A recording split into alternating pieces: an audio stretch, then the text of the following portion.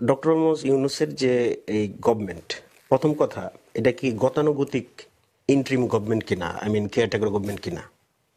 যদি এটা গতানুগতিক কেয়ারটেকার গভর্নমেন্ট হয় তাহলে তো সে 3 মাসের ভিতরে নির্বাচন দিয়ে চলে যাওয়ার কথা।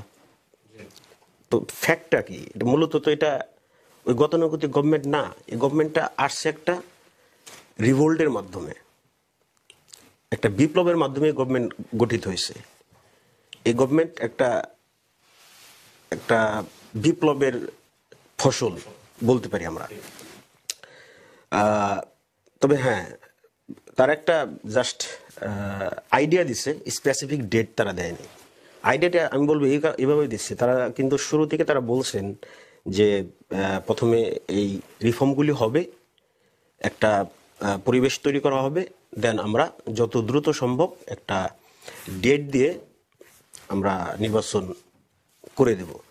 তো হয়তো তারা এখনো শিওর না, বিকজ অনেকগুলি জিনিস আপনাকে মাথায় রাখতে হবে। এই গভর্নমেন্টটা যখন আসলো কোনো কিছুই ছিল না, পুলিশ প্রশাসন তো নাই।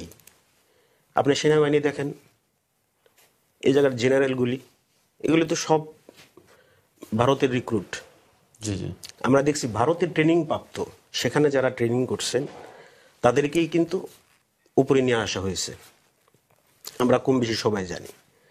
তো আমি জাস্ট একটা সাইড বললাম। তো এরকম গভর্নমেন্টের ডিফারেন্ট বডি আছে, যতগুলি বডি আছে সব তো কলাপস করছে। তেমত অবস্থায় এগুলারে নিয়ন্ত্রণ করে একটা স্বাভাবিক পরিস্থিতি সৃষ্টি করা জিনিসটা এতটাও সহজ না। তবে হ্যাঁ, স্পেসিফিক ডেট দেওয়াটা আমি জরুরি মনে করি। তবে যেহেতু তারা ডিসেম্বর পর্যন্ত কিন্তু কয়েকটা কমিটিকে তারা একটা টাইম দিয়ে দিয়েছেন যে এর ভিতরে আপনার একটা আমাদের ফাইনাল রেজাল্ট দেন তারা পলিটিক্যাল পার্টির সাথে বসে একটা চূড়ান্ত পর্যায়ে যাবেন।